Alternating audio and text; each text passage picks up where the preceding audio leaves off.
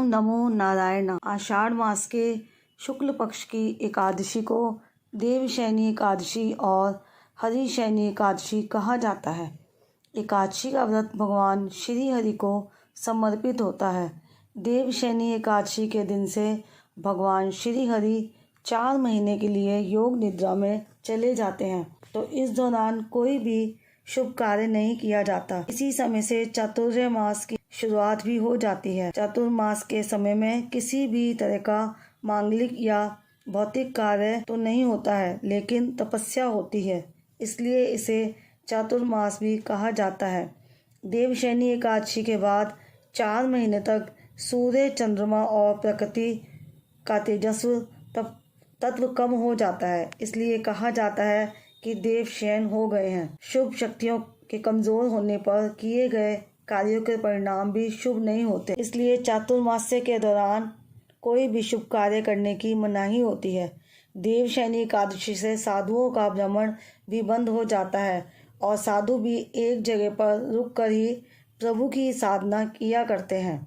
कहते हैं कि चातुर्मास के दौरान सभी धाम ब्रज में आ जाते हैं, इसलिए इस दौरान ब्रज यात्रा बहुत शुभकारी होती है। अगर कोई भी व्यक्ति ब्रज की यात्रा करना चाहे तो चातुर्मास के दौरान निस्संदेह कर सकता है। जब भगवान विष्णु जागते हैं तो उसे देवोत्थान एकादशी या देव उठनी एकादशी कहा जाता है। इसके साथ ही 4 महीने से रुके हुए सभी शुभ मांगलिक कार्य पुनः शुरू हो जाते हैं। साल 2022 में देवशयनी एकादशी है 10 जुलाई रविवार के दिन। इसी दिन व्रत भी रखा जाएगा।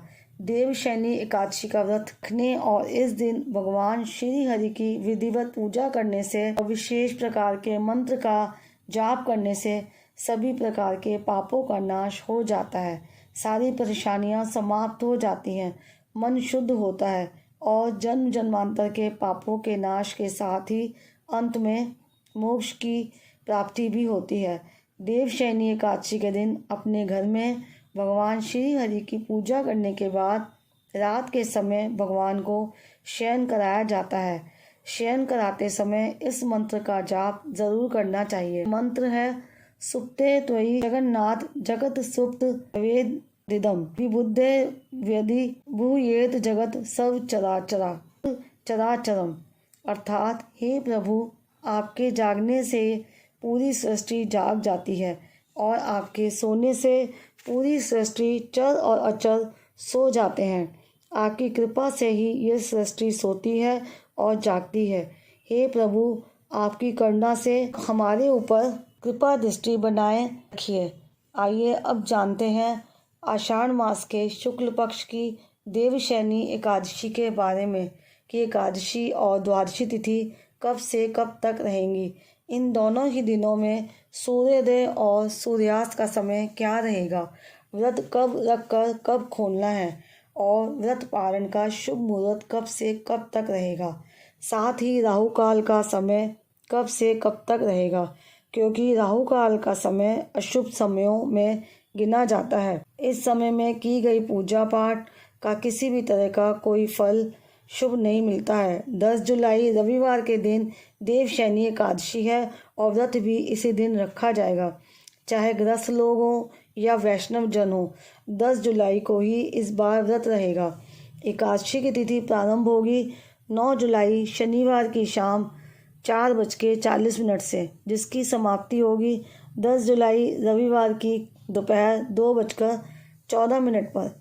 एकादशी व्रत का जो पालन आपको करना होगा वो 10 जुलाई को सुबह से करना होगा। 10 जुलाई को सूर्य उदय का समय सुबह 5:52 और सूर्यास्त का समय रहेगा शाम 7:12 पर। एकादशी का व्रत रखने वाले लोगों को एक दिन पहले दशमी तिथि की सूर्यास्त के बाद अन्न ग्रहण नहीं करना चाहिए। द्वादशी तिथि प्रारंभ होगी 10 जुलाई रविवार की दोपहर 2:15 से और समाप्त होगी 11 जुलाई सोमवार की सुबह 11:14 पर। हरिवासर का समय 10 जुलाई की रात को ही समाप्त हो जाएगा।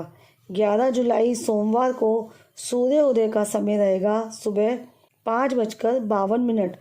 और सूर्यास्त का समय रहेगा शाम 7:12 पर। का समय रहेगा सुबह 8:30 से 9:30 तक। व्रत खोलने का शुभ मुहूर्त रहेगा 11 जुलाई सोमवार को सुबह 5:56 से लेकर 8:25 तक। इसके बाद से राहु काल का समय लग जाएगा और मान्यताओं के अनुसार राहु काल के समय कोई भी दान, शुभ कार्य, पूजा पाठ आदि कार्य नहीं करने चाहिए। सुबह पूजा कर आप द्वादशी तिथि को किसी योग्य व्यक्ति को दान की सामग्री दान में दें। इसके बाद शुद्ध सात्विक भोजन से या फलों से आप अपना व्रत खोल सकते हैं। ये थी आज की वीडियो। अगर ये वीडियो आपको अच्छी लगी हो तो वीडियो को लाइक करके कमेंट बॉक्स में ज़रूर बताइएगा।